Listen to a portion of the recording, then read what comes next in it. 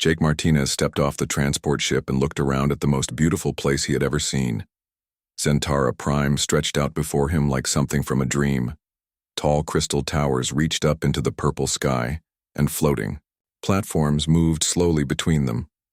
Gardens of bright flowers grew everywhere, and the air smelled sweet like honey. He pulled his old backpack higher on his shoulder and walked toward the main building. Other students moved around him, but they looked nothing like humans. Some had blue skin that seemed to glow. Others had forearms or eyes that changed colors. A few floated instead of walking. Jake had seen pictures, but being here was different. The Galactic University was the best school in known space. Only the smartest students from hundreds of worlds got to come here. Jake still could not believe they had picked him. He was just a kid from Colorado who was good at math and science. A tall being with pale blue skin walked up to him. The alien had long arms and a kind face.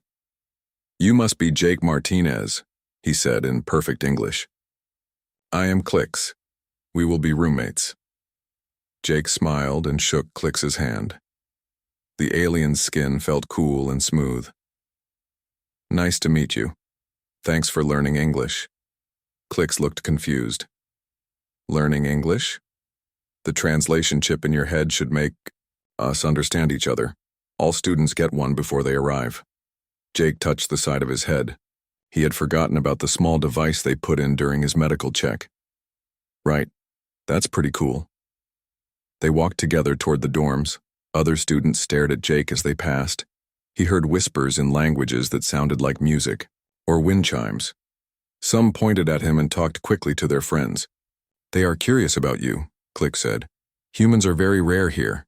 You are only the third one ever accepted." Their room was on the 20th floor, but they did not take stairs or an elevator. Instead, they stepped onto a platform that lifted them smoothly upward. Jake watched the ground get smaller below them. On Earth, this would be dangerous without safety rails, but here it felt perfectly safe. The room had 2 beds and a window that showed the entire city. Everything was clean and bright. Jake put his bag on one bed and looked around. "This is amazing. Wait until you see the rest of the campus," Click said. "We have floating libraries, gardens that grow in the air, and a sports center with games from 50 different worlds." Over the next few hours, Jake met other students on their floor. There was Vex, who came from a desert world and had thick orange skin. His people looked like lizards but were very friendly. Neela lived in the room next door. She came from a water world and had gills on her neck along with lungs. They all gathered in the common room that evening. The furniture changed shape to fit whoever sat in it. Jake sank into a chair that molded perfectly to his body. "So, Jake," Vex said, "tell us about your world. What is Earth like?" Jake thought for a moment. "It is pretty normal, I guess. We have oceans and land, mountains and forests. The weather changes a lot." "Weather?" Nyla asked. "What do you mean?" "You know, rain, snow, wind, storms. Sometimes it is hot, sometimes cold." The aliens looked at each other with worried faces. Clix leaned forward. "Your sky? It drops water on you?" "Sure, all the time. We need rain to grow food and fill our rivers." Vex's orange skin turned a lighter shade.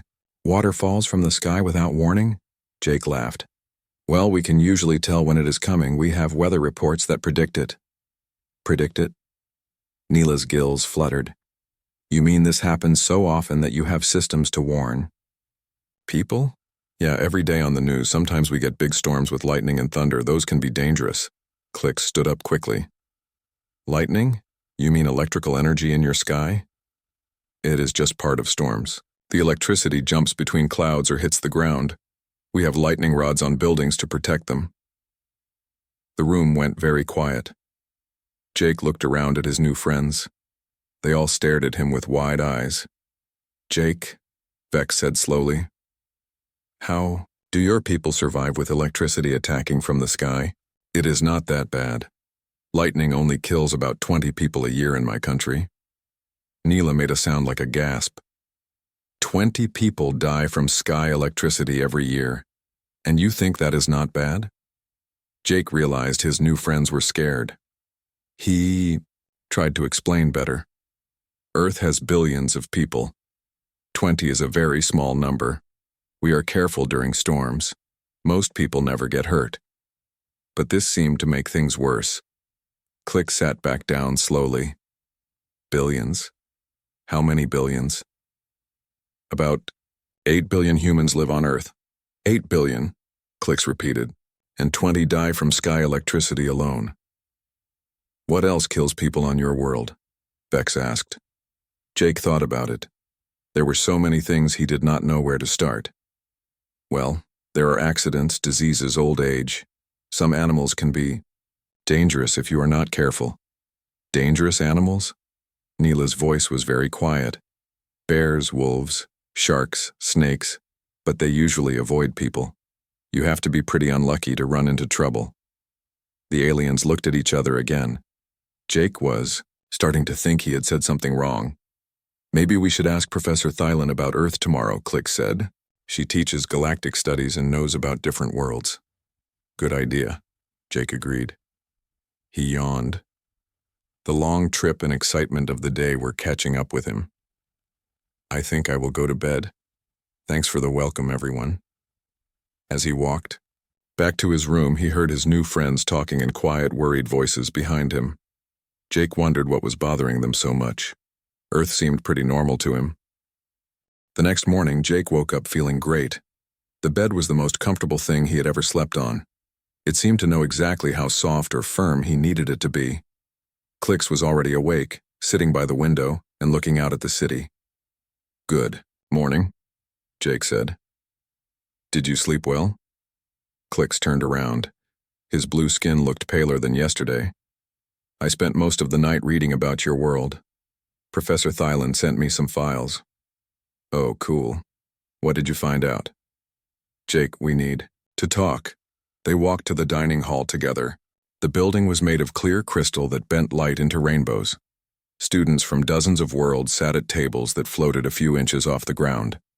Jake got food from machines that seemed to read his mind and gave him exactly what he wanted.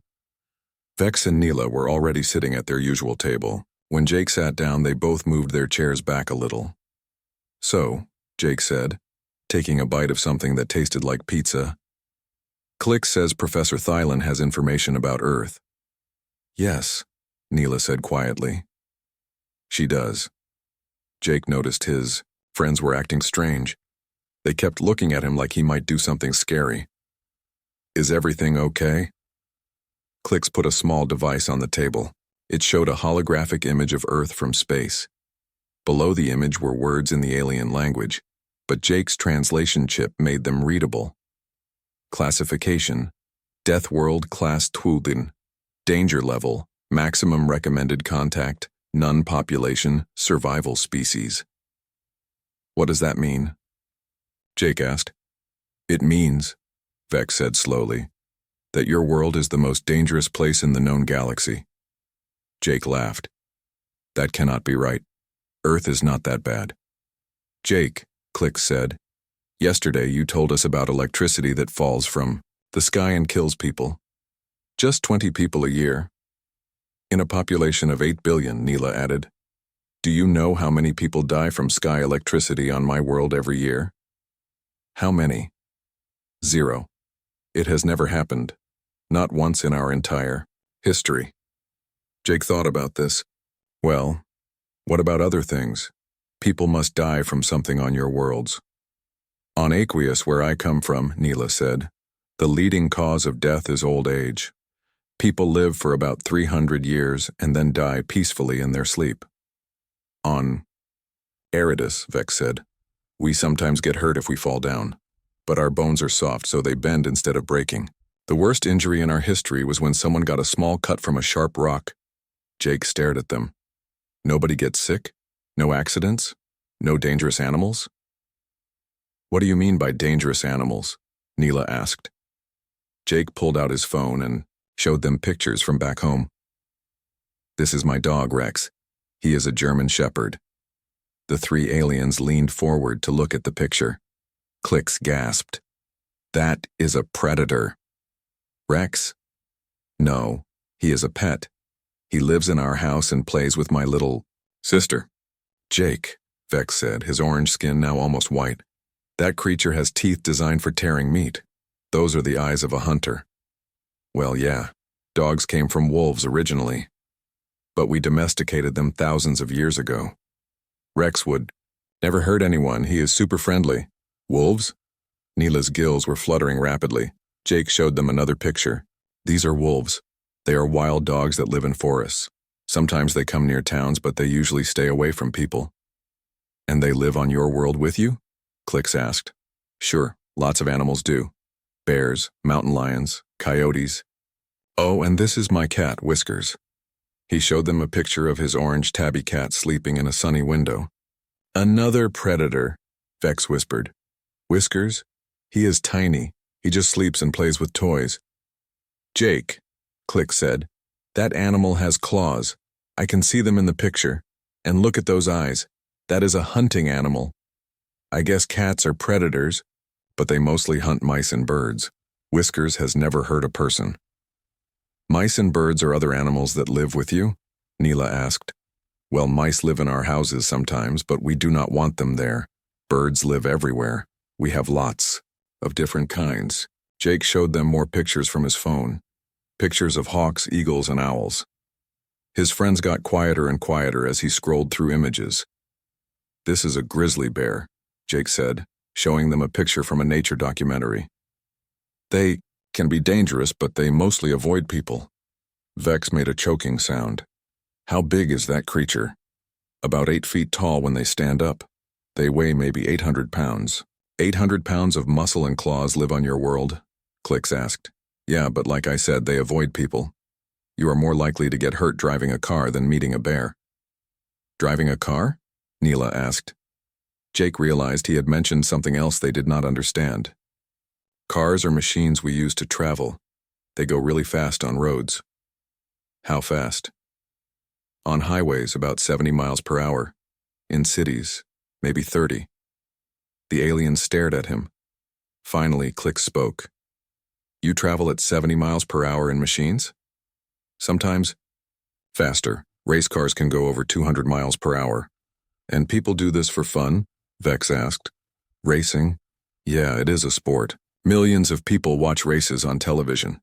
Neela's gills stopped fluttering completely. Your people risk death for entertainment?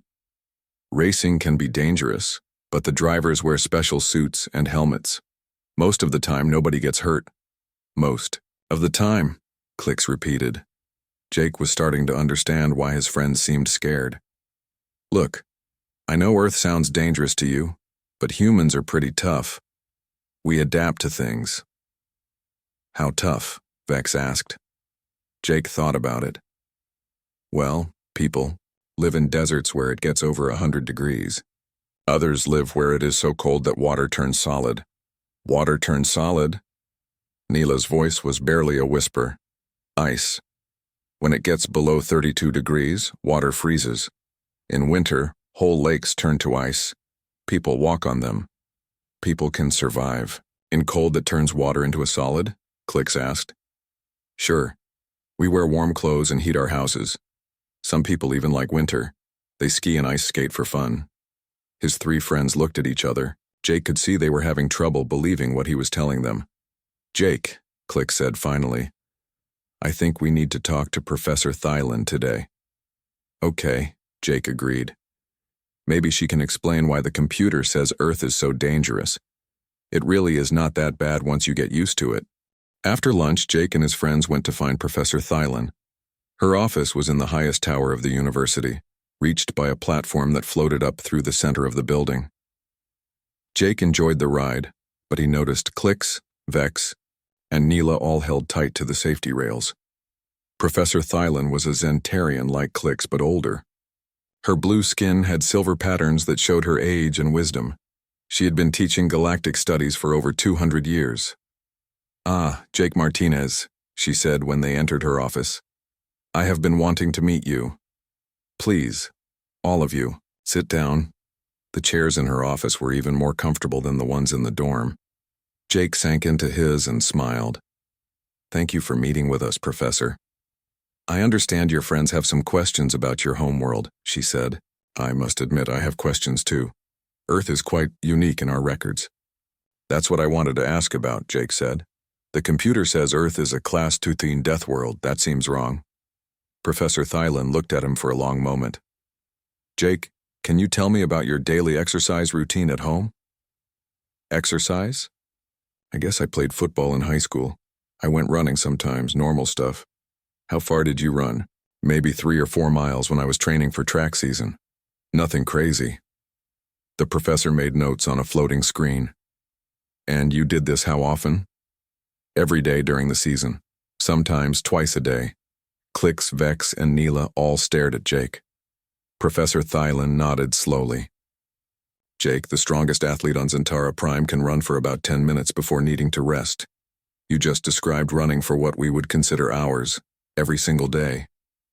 But I was not even the best runner on my team, Jake said. My friend Danny could run a marathon. A marathon? 26 miles without stopping. It takes about 3 hours for a good runner. Professor Thylan's 6 eyes went wide. She touched her screen and showed them a chart. This shows the physical capabilities of different species. Zentarians are here, Aquaians here, Eridans here. She pointed to different colored bars on the chart. Then she pointed to a bar that was 3 times longer than all the others. This is where humans would be based on what you just told me. Jake looked at the chart. Are you sure that's right? I mean, I'm not even that strong. My dad could probably carry me and my backpack up a mountain. Your father is stronger than you? Oh yeah, he works construction. He can lift really heavy things all day long. Last summer he helped me move a refrigerator by himself. How much does a refrigerator weigh? Vex asked quietly. Maybe 200 pounds. It's not that heavy if you know how to lift properly. The aliens exchanged looks. Professor Thylan made more notes. Jake, let me ask you about injuries. Have you ever been hurt? Sure. Everyone gets hurt sometimes. I broke my arm when I was 12, playing baseball. I sprained my ankle in football. Got a concussion once. A concussion? Professor Thylan leaned forward. I got hit in the head during a game. It made me dizzy for a while. The doctor said my brain got shaken around inside my skull. Neela made a small sound like a whistle. Your brain was damaged? Just a little. It healed up fine. I was back to playing sports in a few weeks. Jake, Professor Thylan said slowly. On most worlds, an injury to the brain means death. There is no healing from such trauma. Really. On Earth, concussions are pretty common in sports. Football players get them all the time. And they continue playing these sports? Well, we're more careful about head injuries now. But yeah, people still play football. Professor Thylan brought up another screen. This one showed pictures of different aliens doing various activities. These are considered extreme sports in our galaxy, she said. Jake looked at the images. One showed a Zentarian carefully walking across a small stream. Another showed an Eridan climbing a rock that was maybe 4 feet high. A third showed an Aquaian swimming in perfectly calm water. Those are extreme sports? Jake asked. Yes. Very few beings would attempt such dangerous activities. Jake pulled out his phone again. Let me show you some extreme sports from Earth. He found a video of people skydiving. His friends watched in horror as humans jumped out of flying machines and fell toward the ground. They are falling, Vex gasped. Why are they not dead? They have parachutes, Jake explained. See? The cloth opens up and slows them down so they land safely. Safely? Klix's voice cracked. They jumped out of a flying machine. Jake showed them more videos. Rock climbing, where people went up cliffs hundreds of feet high. Surfing, where people rode on top of dangerous waves. Mountain climbing, where people went to places so high there was barely any air to breathe. This is what humans do for fun? Professor Thylan asked. Some people do. My Uncle Mike likes to go mountain climbing. He says it's relaxing. Relaxing, the professor repeated. Jake showed them one more video. This is my little sister Emma at gymnastics practice. She's only 10. The video showed Emma doing flips and jumps that made his alien friends grab their chairs. She twisted through the air and landed perfectly, then smiled and waved at the camera. A child, Neela whispered. A human child does things that would kill our greatest athletes. Emma's pretty good for her age, Jake said proudly. She might make the school team next year. Professor Thyland stood up and walked to her window. She looked out at the peaceful city below. Jake, I need to ask you something important. On your world, how do humans handle pain? What do you mean? When you broke your arm, how much did it hurt? Jake thought about it. It hurt a lot at first, but after they set the bone and put on a cast, it was not too bad. I still went to school and everything. You continued your normal activities with a broken bone? Sure, I could not play sports for a while, but I could do everything else. Professor Thyland turned back to them. Class Duthine. Deathworld classification is correct, she said quietly. Jake, your species has evolved on a world so dangerous that you have become nearly indestructible compared to the rest of us. We're not indestructible, Jake protested. People get hurt all the time. Yes, but you heal, you adapt. You survive things that would kill any other known species. She looked at his friends. This is why there are so few humans in the galaxy. Most species assume your world would kill them instantly. Jake looked around at his friends. They were all staring at him with a mixture of fear and amazement. I'm still just Jake, he said. I'm not dangerous or anything. Clicks smiled for the first time that day. We know, Jake. That's what makes this so incredible. You survived growing up on the most dangerous world in the galaxy, and you turned out to be the nicest person we know. Jake felt better hearing that. Maybe being from a death world was not such a bad thing after all. 2 weeks later, Jake had to give a presentation for his Galactic history class. Professor Venth had asked each student to talk about how their homeworld developed over time. Jake was nervous because word had spread around campus about the human from the death world. Students would stop talking when he walked by and stare at him in the hallways. The classroom was packed. Not just his classmates, but students from other years had come to hear about Earth. Even some teachers sat in the back. Jake stood at the front with a holographic projector, feeling all their eyes on him. Hi everyone, he started. I'm going to talk about Earth's history. I'll try to keep it simple. He pressed a button and showed a picture of early humans, living in caves. Humans started out pretty basic. We lived in caves and hunted animals for food. The weather was really cold back then. We call it the Ice Age. Professor Venth raised one of her 4 hands. How cold, Jake? Cold enough that most of the planet was covered in ice. Temperatures got down to maybe 40 degrees below zero. A student in the front row, a Thermalian who came from a world where it was always 75 degrees, fainted. 2 friends helped carry him out. Jake continued. My ancestors had to learn how to make fire and warm clothes to survive. They also had to hunt really big animals like mammoths. He showed a picture of a woolly mammoth. The classroom got very quiet. How big? Someone asked. About 12 feet tall and 6 tons, they had long tusks and thick fur. Humans had to work together in groups to hunt them. Vex raised his hand. Your people killed creatures 6 times bigger than themselves? They had to. There was not much plant food during the Ice Age. It was hunt or starve. Jake clicked to the next slide. It showed human civilizations growing larger. After the ice melted, humans started farming. We built cities and made tools. But we also fought wars. Wars? Professor Venth asked. Jake realized he had not explained this concept yet. Wars are when large groups of humans fight each other, sometimes over land, sometimes over resources, sometimes over ideas. You mean humans fight other humans? Neela asked from her seat. Yeah, unfortunately. We have fought wars throughout our history. Some were small, but others involved millions of people. The room was completely silent now. Jake could hear students breathing. Millions?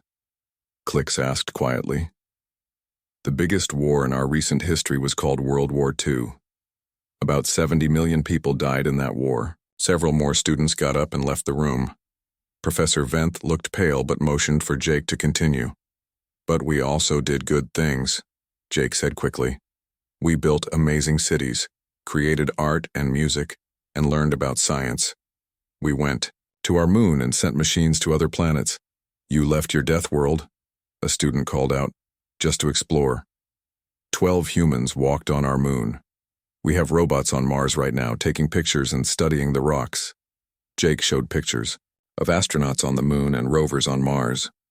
Space travel is dangerous, but we keep doing it because we want to learn about the universe. How dangerous? Professor Venth asked. Well, getting to space means sitting on top of controlled explosions. The rockets use millions of pounds of a fuel that burns really hot and fast. Sometimes things go wrong. And people volunteer for this? Thousands of people want to be astronauts. We have to turn most of them away. Jake clicked to a new slide showing modern Earth.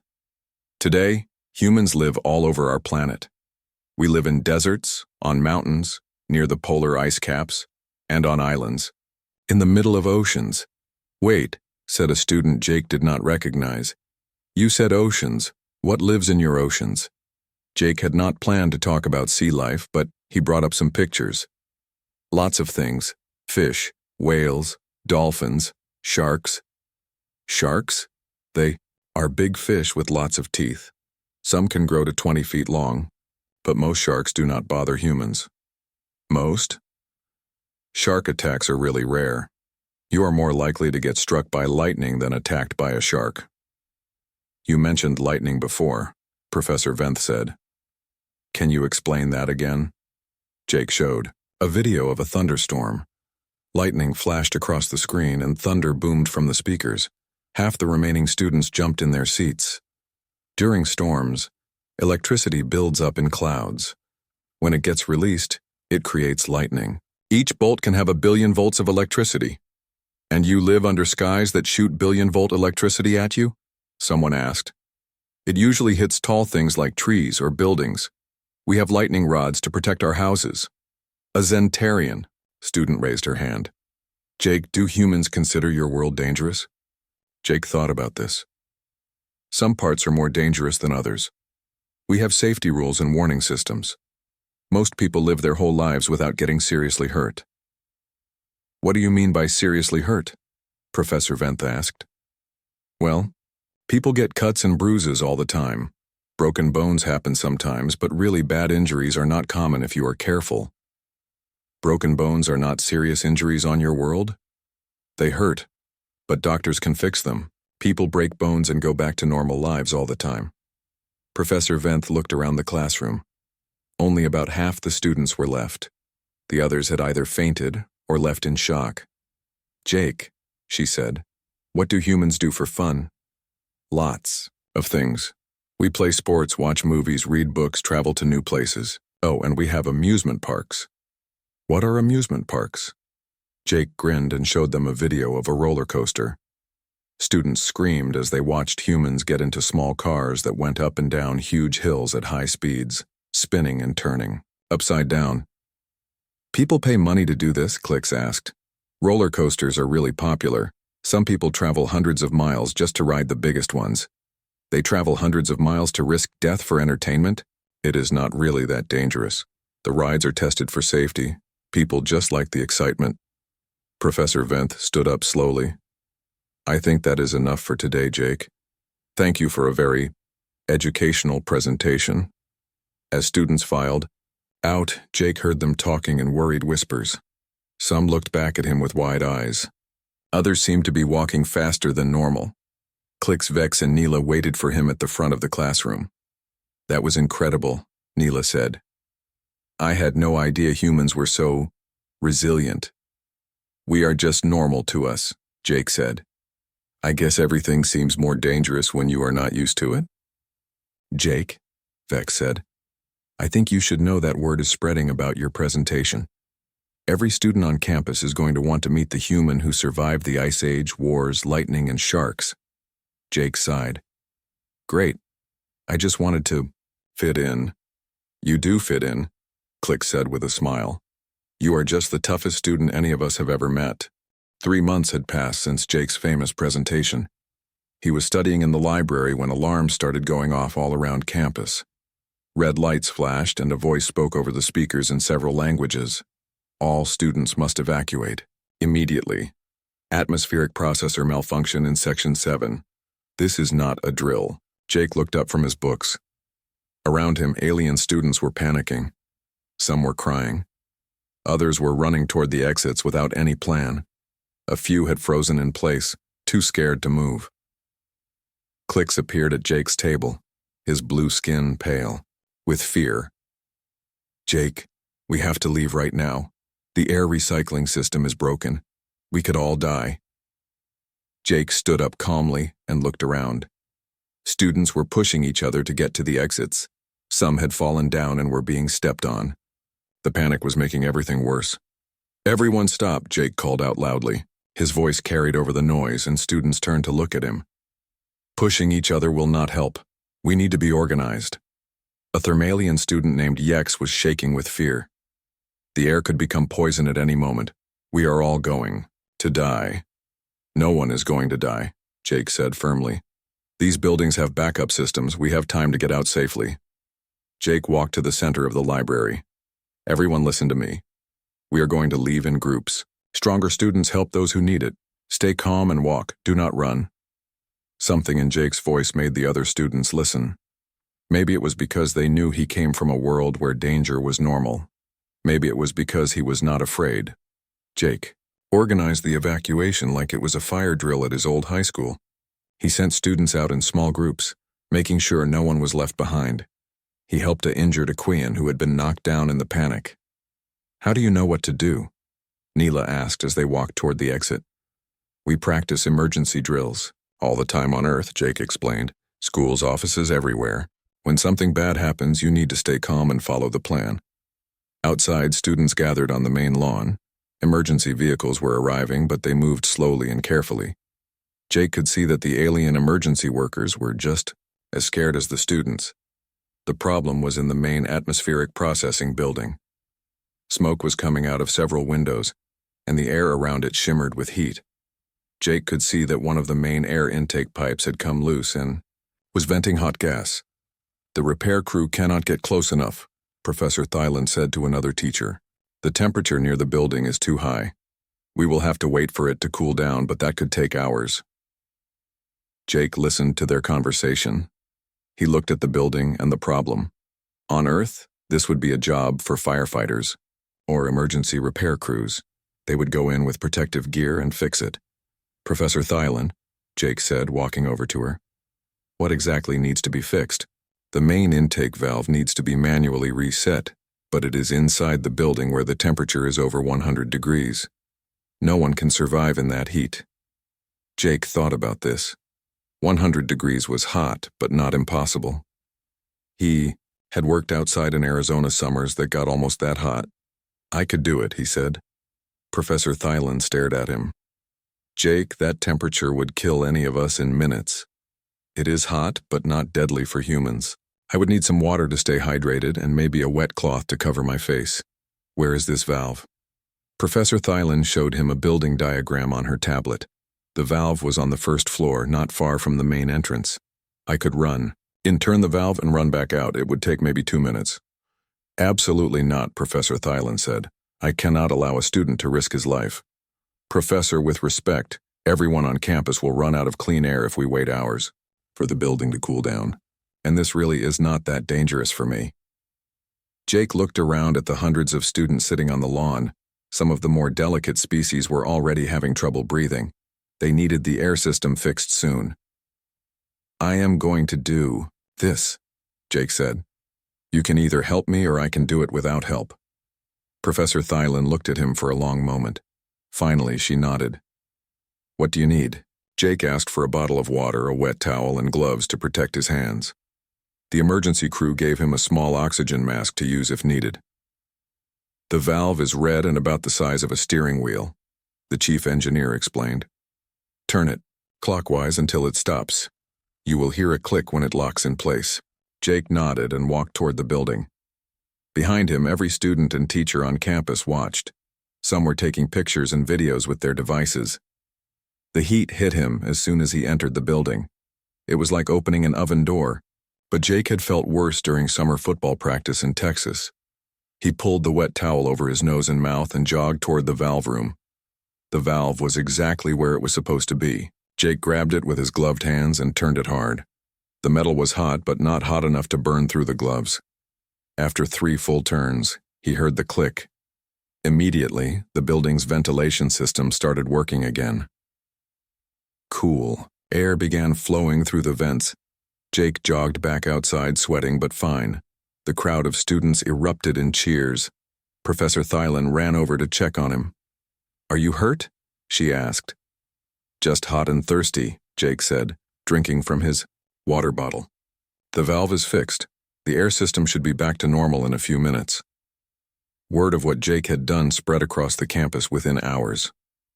By evening, students from other schools were sending messages asking about the human who had walked into a furnace to save everyone. That night, Jake sat with his friends in their usual spot in the common room. The furniture had been moved to form a circle and dozens of students had joined them. Everyone wanted to hear more stories about Earth and humans. "Jake," said a student he had never met before, "why did you risk your life for us today?"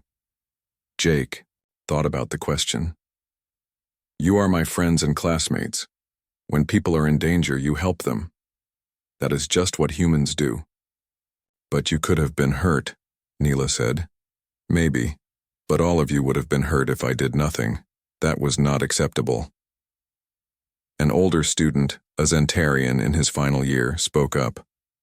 "On my world, we have stories about legendary heroes who protect others. I think humans might be real-life heroes." Jake felt embarrassed. "I am not a hero. I just did what needed to be done."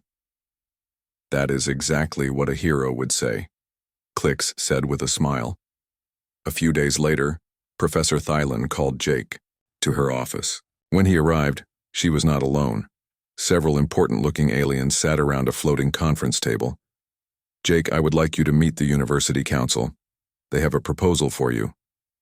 The head of the council, an ancient Zentarian with silver skin, spoke in a formal voice. "Mr. Martinez, your actions during the emergency have impressed us greatly. We would like to offer you a special position as Campus Safety Coordinator." "What does that mean?" Jake asked. "You would help us create better emergency procedures and train other students in crisis management. Your species' experience with dangerous situations could help keep everyone safer." Jake thought about it. He had come to the university just to study, but maybe he could do more than that. "I would be happy to help," he said. "But I think you should invite more humans to study here. Earth might be dangerous, but that is exactly why humans could be useful to have around." The council members looked at each other and nodded. "An excellent suggestion," the head of the council said. "We will begin recruiting more human students immediately." 6 months later, Jake graduated with the highest honors in his class. His parents, Amy and Carlos Martinez, came all the way from Earth for the ceremony. They were amazed by the alien worlds and the friends their son had made. During his graduation speech, Jake stood in front of thousands of students and teachers from across the galaxy. "When I first came here, I thought I was just a normal student from a normal world," he said. "I learned that Earth is not normal at all, but I also learned that being different is not something to hide from. Our differences make us stronger when we work together." He looked out at the crowd and saw Clix, Vex, and Neela in the front row, cheering louder than anyone. "Humans are good at surviving dangerous things, but we are even better at protecting the people we care about. I promise that as long as humans are part of this university, no student will ever face danger alone." The crowd stood and applauded for 5 full minutes. Jake Martinez, the tough kid from the Deathworld, had become exactly what the galaxy needed. A guardian who proved that the most dangerous places sometimes produce the most devoted protectors.